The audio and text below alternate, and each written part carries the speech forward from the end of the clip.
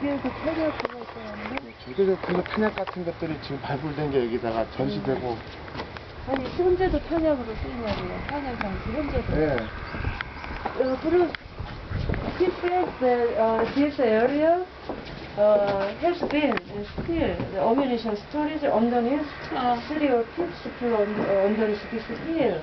And the people say that both the excavation site of the relics of the kills, and somehow the government did not allow the excavate the more, So people suspect because of this area has been used as ammunition storage.